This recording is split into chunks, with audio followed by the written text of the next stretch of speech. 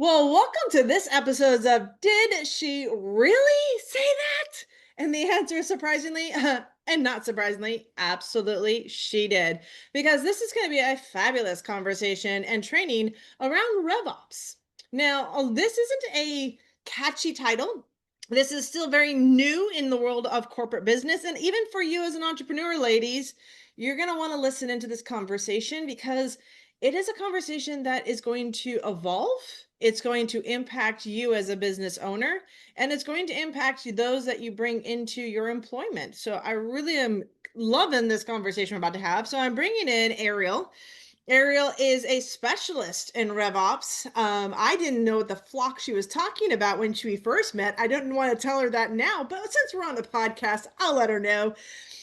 So she kind of educated me, and I'm hoping she educates you today around this because this is something that, like I said, it's going to be a big piece. So, Ariel, I am so excited you're on with us today. Thank you for being here on this episode. And let's start off real quick by having you do kind of an introduction. How did you get into RevOps? Like, Uh, did you fall into it? Did you step into it? Did you roll out of bed and whoop, I there you are? totally fell into it, but fell in love with it nonetheless. Awesome. So I actually started my career in finance, and I kept taking on projects because in finance, you're often the last to know. You're like, okay, where the heck did this deal come from? I can't make sense of this. This is not going to fly. So we have those challenges in finance, and then we say, okay, well, what can I do? So I'm taking ownership. What can I do to kind of get further up in the conversation, like all up in the business, so that I can understand where is this coming from? How can I inform decisions? How can I help shape things so that when it comes to me and my team, we're not like the blocker, we're the bad guy, we're finance did it again. So I So have a question around that. Are we still in a point where finance is like the last? I mean, money is a big motivating piece of business. Like if you don't know your cash flow, if you're not tracking that from the financial side, you're really shooting yourself in the foot. So you're telling me that businesses are closing projects, but not giving you any information that there's about to be either a financial expense or income coming in. sometimes, yeah. And so it's the way I see it is I was in SaaS, so software as a service. So that's a sub industry of technology. And so when we think about how businesses run, like how can we recognize revenue? When are we getting paid? That is what the core of finance is. Can we recognize this revenue right now, later, when? And sometimes when the deals were coming across, we're like, well, this doesn't make sense. And so this was a very creative deal.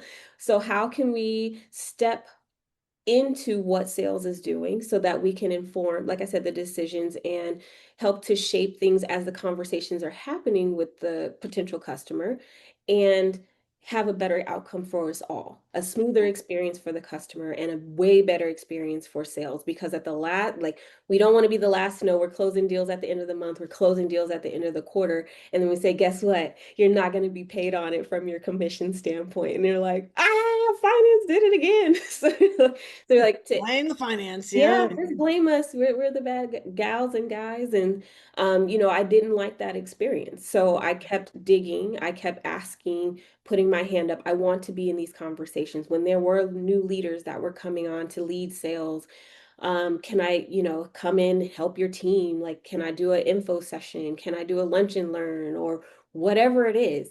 And that spiraled into people just coming straight to my desk for help. And I was like, I love it, but we need more structure. Yes. And then very early on, one of the sales leaders, the newer sales leaders that I was really close with, he goes, you realize you're doing sales operations, right? And I'm like, oh, tell me Ooh. more. And so he's like, how to enable the sales team to have better deals that close on time, have better forecasting and visibility. And then I kept getting like digging into that. And then someone else said, do you realize you're doing Rev Ops, right? And I'm like, ooh, tell me more.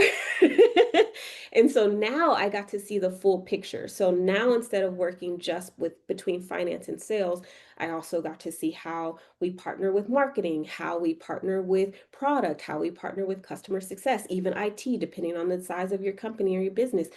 That was all really interesting to me. And I'm like, ooh, how do we hand off to make sure that this this train keeps running and we're not losing steam, we're not losing visibility, and we are beating our competitors. We are like leaving them in the dust. And so Right. that very much intrigued me, solving problems, digging in.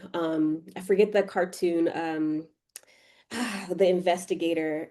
It was, I keep wanting to say where in the world is Carmen Sandiego, but that is totally not.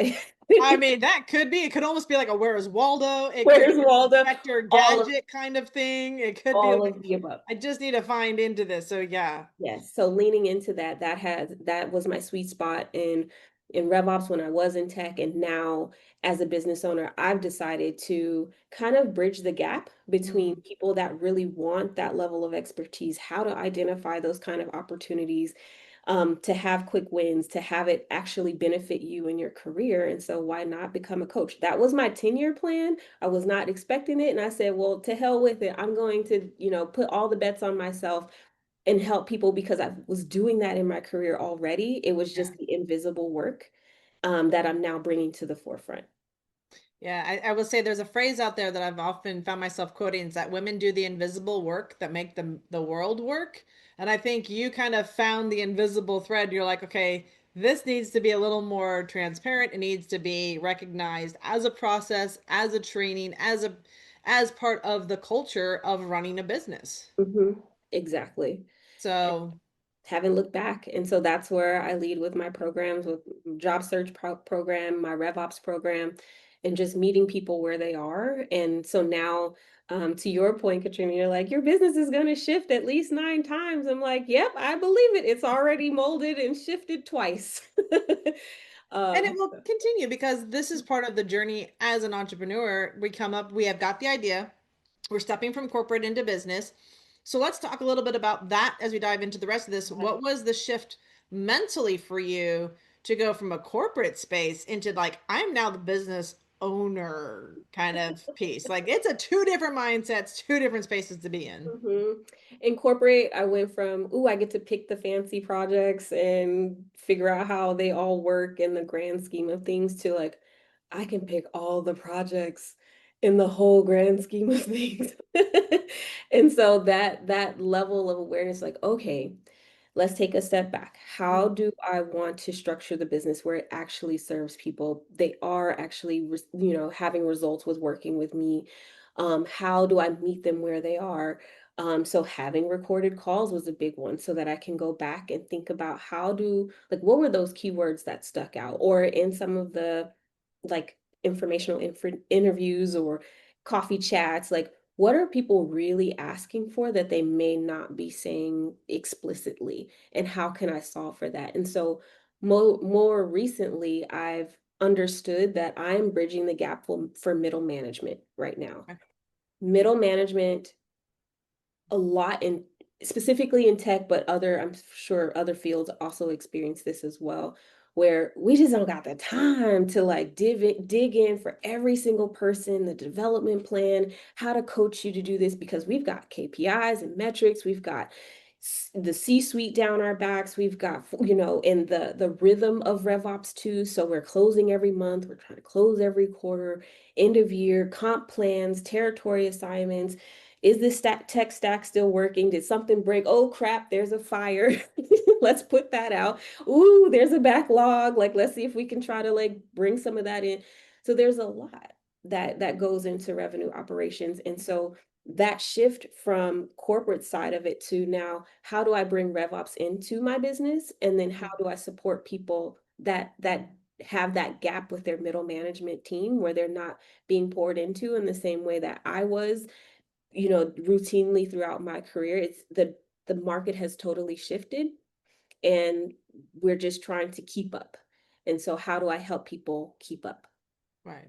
So what I'm hearing for those that are unfamiliar, ladies, with the term Rev Op, it's really like a leadership development slash um, cultural community development for the organization. Because one of the things I keep hearing as I continue to talk with women throughout this podcast series is that we are so worried about the KPI and the bottom line that we're not actually taking care of the people in our business that have potential that we're not recognizing.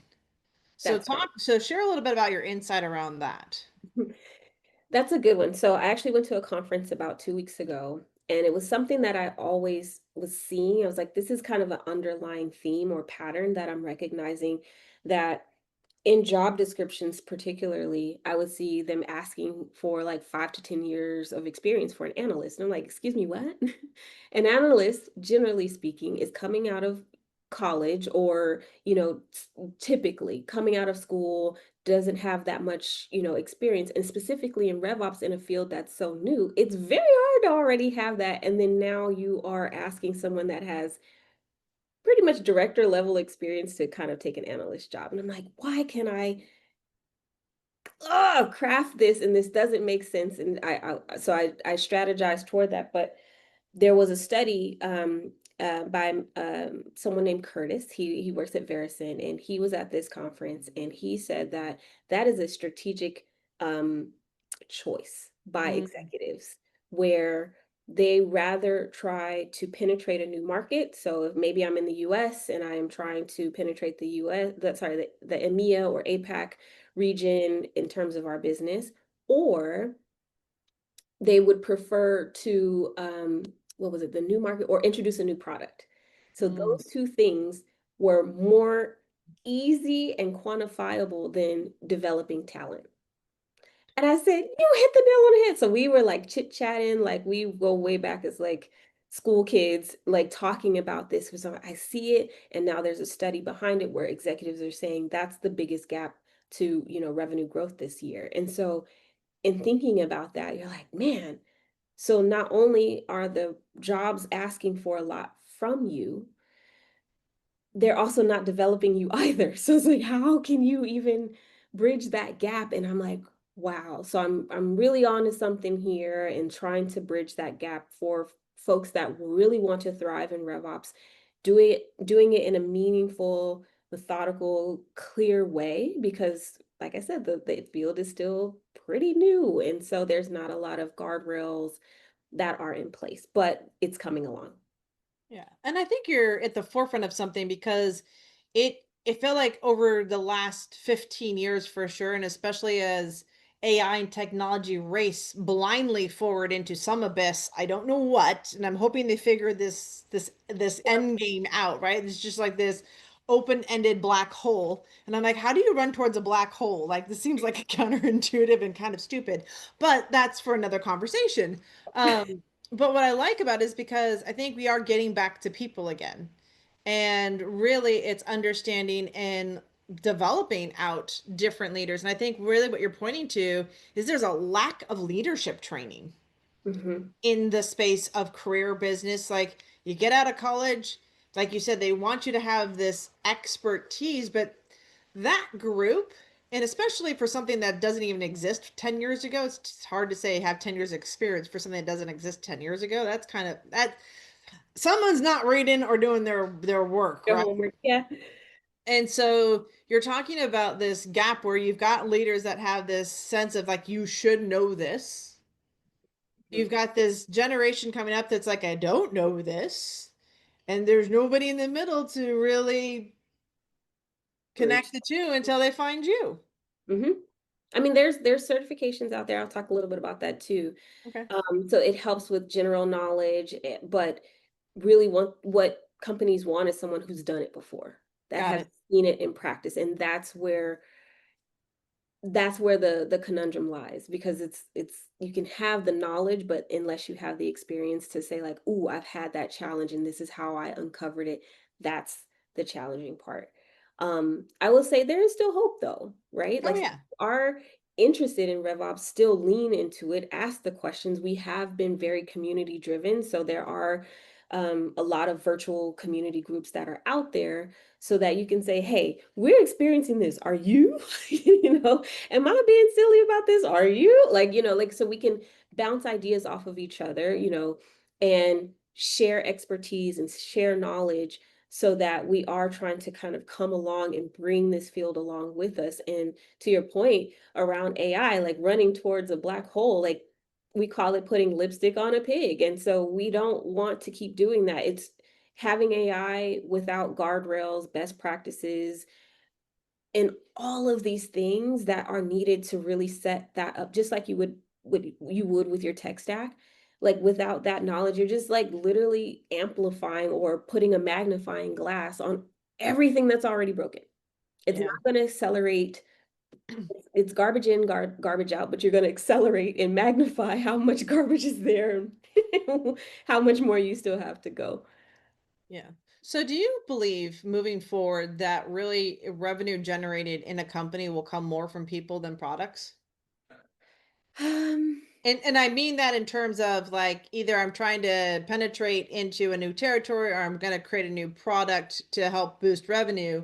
Do you feel, and as a vision that there is going to be a point where it really does come back down to developing a human being to be able to effectively communicate, know their role, understand their role inside of the world of business? I do. And that's what I'm sticking to, like the human-centered side of revenue operations.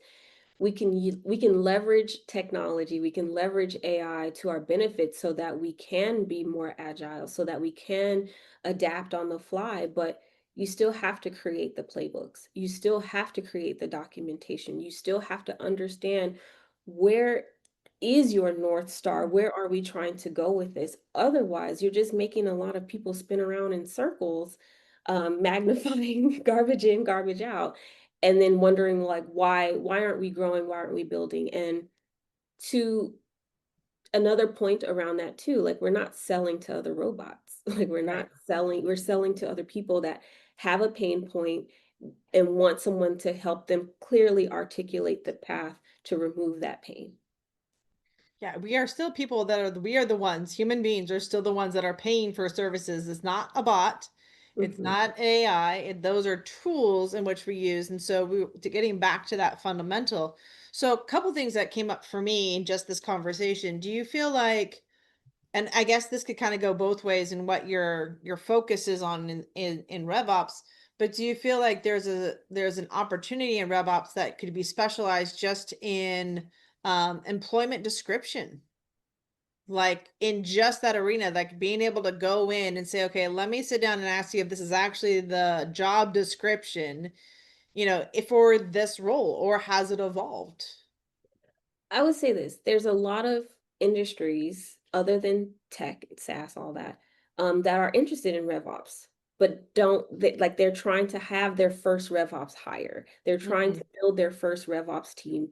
And so taking the time to really think through what are we trying to solve in this role, and like I literally was watching a podcast earlier today around a CFO that was talking about making sure, let me give the premise. Most C-suites lifetime in a role is about 2 years. So starting with that and thinking through that, this CFO was thinking about how do I set myself up beyond the The 2 2 years. the 2 years, because otherwise that constant change of your teams, your initiatives, your strategies will just put you at a disservice. It'll put you behind rather than put you forward or ahead. Mm. So in thinking through that, the same amount of care, thoughtfulness needs to come into play for individual contributors that will eventually become our future leaders. How to develop that talent? What skill sets are actually applicable? And I think from what I'm hearing from a lot of my clients as we do interview prep and things like that, is that there are a lot of interviewers that are just trying to check specific boxes. Are you a 0? Mm. Are you a 1? And if you get enough of the ones, can you move to the next round? Rather than where RevOps has evolved from is just being able to say, I see the transferable skills. I see that finance person in you being able to lean into operations in a way that helps us move forward. Yes, we need that. Yes, that is valuable to us as an organization, and not just with finance, any other starting points into the field.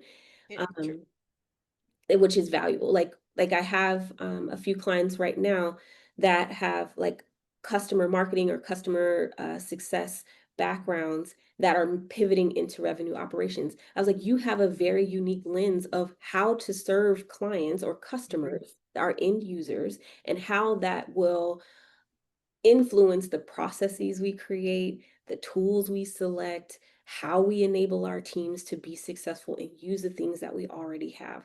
That is what I would love to see more of rather than this like very prescriptive yes, no, check a box, 5 years, 10 years here. Like it's important, yes, but like you're looking for that ability to adapt. And that was why I love Rev Ops so much, is because it has been so adaptable over time. Yeah, and I think what you're pointing to too is, as a human being, like I'll just go back into my own background. So like when I was at Disney as a cook, right? So I'm in an hourly role being, cooking food. What skill set am I learning in that respect? So and I was always very curious about, getting into leadership. I thought that's where I wanted to be. But on my way into leadership, I took a role in events and planning. So went from a culinary kitchen now into event planning because I was curious about the process of how do you plan events, especially for like this much food kind of a thing. So I did dabble over in there. And then I got curious about our inventory. So I spent time with our inventory guys because how I ordered impacted, what we were doing, make understanding how much it was costing us, just from a perspective of running a business. So I think we tend to, in the world of here's your job description, we singularly narrow a person down into one thing. Mhm. And what I'm hearing with RevOps, it's the interweaving of it. Right. Yes. When you say this is engineering, this is finance, this is scheduling, this like when you departmentalize everybody, you don't create collaboration, you create conflict because Mhm. now one hand has no idea what the other one is doing. We had a scheduling team that was in charge of scheduling out everybody. At the end of the day, we all rotated through it at some point. I had to become a scheduler. I had to go through and give a second pair of eyes to the schedule that was handed to me, make any edits, talk to my employees, and then come back and say, I'm submitting this as the schedule that's coming up. So, is that kind of like where you're starting to see that's your role is really the not just being one dimensional, but it's being multidimensional? Where can we cross over? Where can we help show different perspectives? That is the unique beauty of RevOps Okay. because it's a lot of operations teams were working in silos very early on, and now you have competing metrics, complete competing priorities, competing strategies, like lack of handoffs or handoffs that were failed across the way. And so that is literally the beauty of RevOps, is that we're bringing all of that together. We are very curious as people. We're problem solvers, to figure out, all right, where's the leaky bucket? How do we fix it? Okay, now that I fixed that bucket, what now needs to happen downstream to make sure that everyone else feels supported or aware of that change, and taking people through the change management, not just saying, "We did it. Good luck." Hey, pat on the back, we're good. Hand it The off. fire's put out, everything's good. Yeah. Like, no, that's communication is a huge piece of it, and communicating to different stakeholders, different teams, they all need the same information, but it's how you story tell a little bit differently too. Like, how I would present something to a CFO would be drastically different than how I present to, like, my head of sales. Um, their priorities are still focused on the major business goals, but how we get there, you have to have a better crafted story of how we're going to do that together. So RevOps, your role is really being able to say you're kind of like the bird's eye view. You've Mm. touched on all the different organizations. You can talk to C-suite, you can talk to an employee, you can talk to finances, you can talk like you can take all the silos and you're kind of, to be honest, I would call you a linchpin. Seriously, like in some respects, and because I played this role also throughout my entrepreneurial career, where that each one of these, while they might seem separate, all touch upon each other. Marketing is ineffective if it doesn't know the product that it's selling. The product that's selling needs to communicate to finance because finance need to know what we're pricing this at. And Mhm. we have to know who's responsible for this, who's our touch point inside this conversation. And I think that for me, I probably was a RevOps person in my former life. Then now that I talk to you, I'm like, holy crap, I was a RevOps and didn't know it, Ariel. Um, I just called myself a linchpin or a chaos coordinator. That was Mhm, my other mhm. phrase that I called myself. So I'm glad we've cleaned up the phrasing to be not so crazy like, but I I that mean, mine was crazier. I said I used to herd wet cats. That's what it felt like at some days, not every yeah, day, but that's what it like. How do we corral everyone together, get you all in the room, agree on the strategy and the numbers, and all right, now let's disperse, make sure that we're all set up for success in our different teams, and then execute and check in regularly. yeah. Have that feedback loop. Yeah, I think we've gotten to a point where I think we were too systemized, right? We're too silo based in corporations. And I think as we're evolving in business and as women really, Ariel, I love you for this because I think as women we tend to take a more bird's eye view. I think more so than the men, not saying I haven't seen men do it. I have, but there is something about especially being a mom. We haven't even touched on the fact that you're a mom, Yes. but you got to have eyes in the back of your head. You got to listen for when there's no conversation or there is noise, right? It's like is silence good or silence bad, right? So Yes. there's this ability, I think, as women too, when we're getting into this Rev Ops field, that we do touch upon everything because just as we do in our own households as a leader, we touch upon everything that goes on in our house. And so in the world of business, I can see a lot more women stepping into this role because it would feel more natural to create those communications amongst the different departments. Hmm, hmm. And so I would say it's multi-generational for me. So I'll start talking a little bit more about family and kind of how that comes in. So women in my family, very strong providers, like on top of it all the time. And as being a Black woman, we don't always have safety nets. We Mm. have a backup plan. So it's like plan A's got to work. So it's better be a good plan A.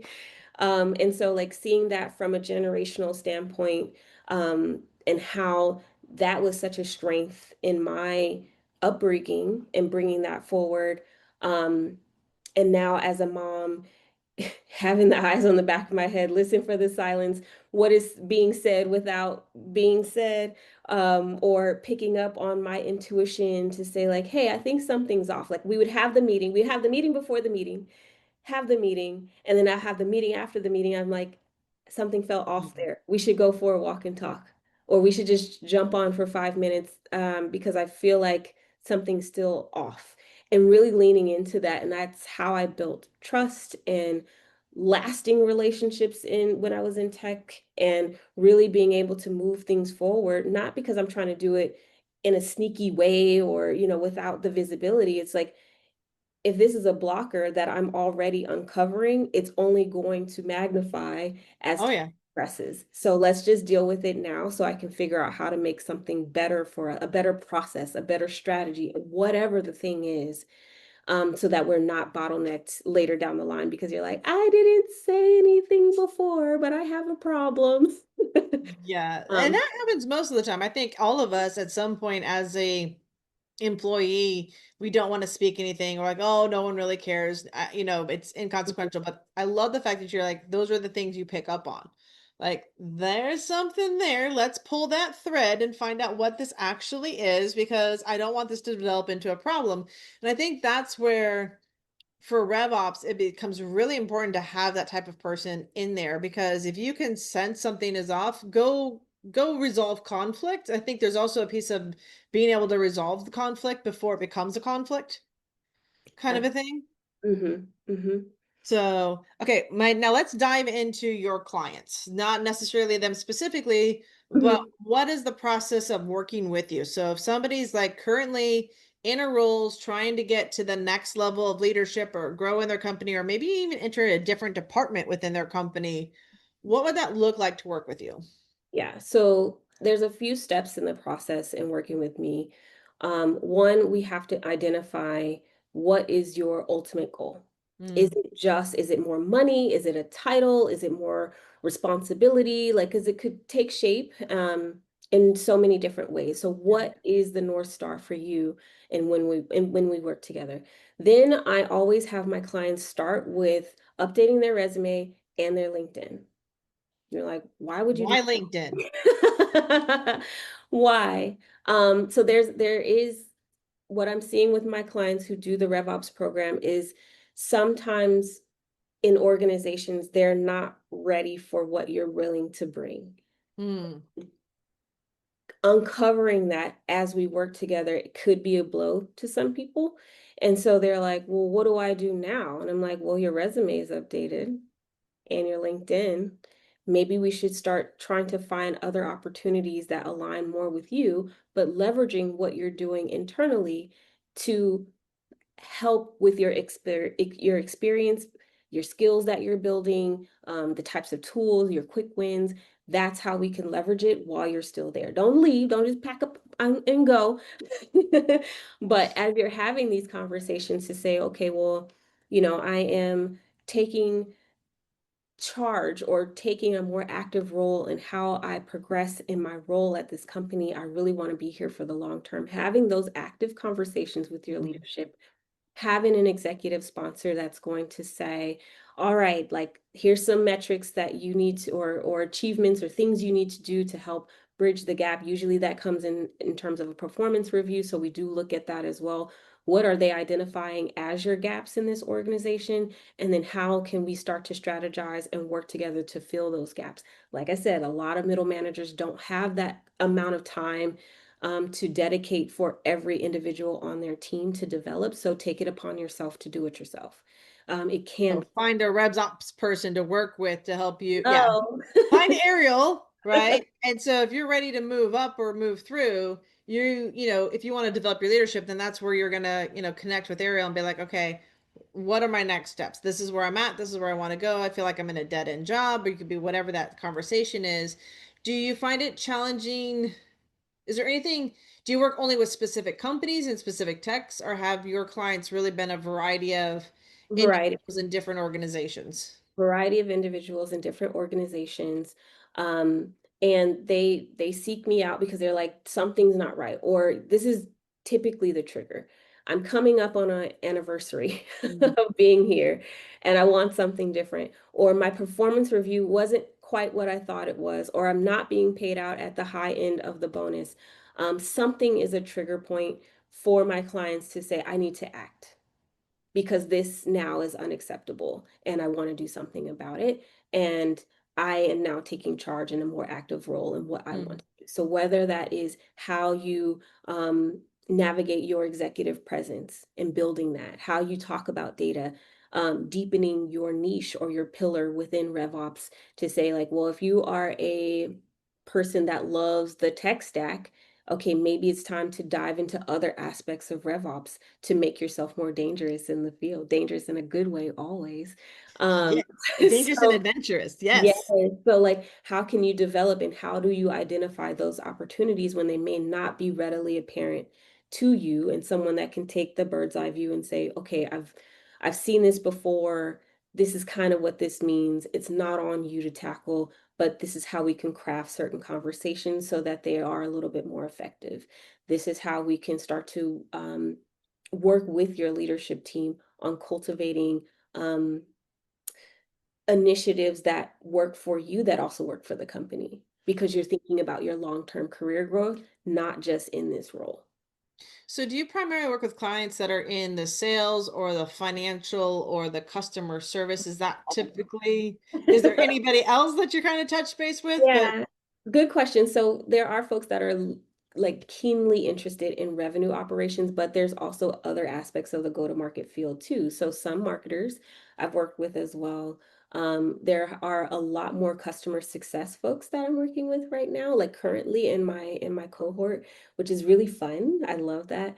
And then so sales, not so much. There are a lot of sales coaches out there. There are a lot of folks that help in that specific niche. That doesn't mean I can't help you craft your resume and things like that. But I understand how sales, I literally serve sales for the bulk of my career. But that said, like supporting the whole gamut of go to market. Yeah. got it.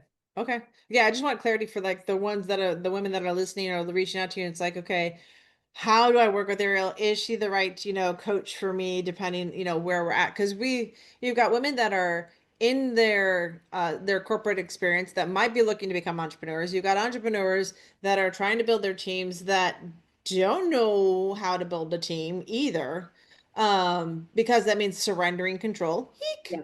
Yeah. Um, handing things off. Oof, it's hive. Okay. So there's that process, I think, with even just sitting down with you in that conversation is like, do you know who you're hiring? Because now that you've worked with so many different clients around how to update their resume, how to update LinkedIn, that kind of gives you this little bit of an edge for even people as an entrepreneur that's looking for their team. I would even say reach out to Ariel because she can probably help you at least craft some of that information too. Like I see her nodding her head. She's for those who are just listening to us, she's nodding her head like, "Oh yeah, I can totally help you with like it's a bobblehead over here." Okay. But I think there's a space for you to connect with her to either look at, okay, how do I get into Rev Ops as somebody that's looking for that?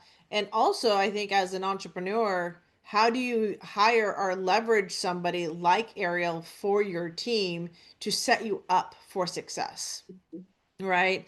Because she's kind of that blend between HR, finance, like she literally is everything like you don't think of. It's not just a vertical, it is I'm gonna still call it a linchpin. I don't care what you say, that's what you are. So, yeah, I think it's really a beautiful place that you're in there. So how can people connect with you? Yeah, so LinkedIn first and foremost, that's the best place. So you can direct message me there. I do have a website, but you can also email me, Ariel at infinitelyelevated.com, just to say reach out. Chef Katrina sent me, and then we'll talk from there. So I have like Calendly, so I make it super easy for people to just find time on my calendar, book a time that works for you, and we'll have a discussion. And there's one thing that I love to say is like, I'm not here to pitch you. I want to serve you and how wherever you're having a challenge. And even if it isn't with me, I will just direct you to the people that I do know that could be a better fit, right?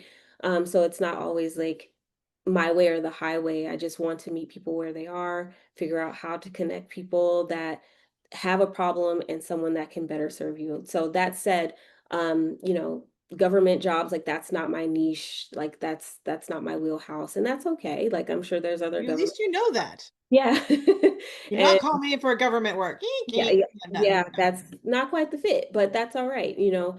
And then I'm also surrounding myself with other career coaches that have other niches as well. So more an executive coach. I'm planning to bring her in as part of my partner ecosystem. I have another coach that focuses on trying to get people into FANG companies, and that's his need.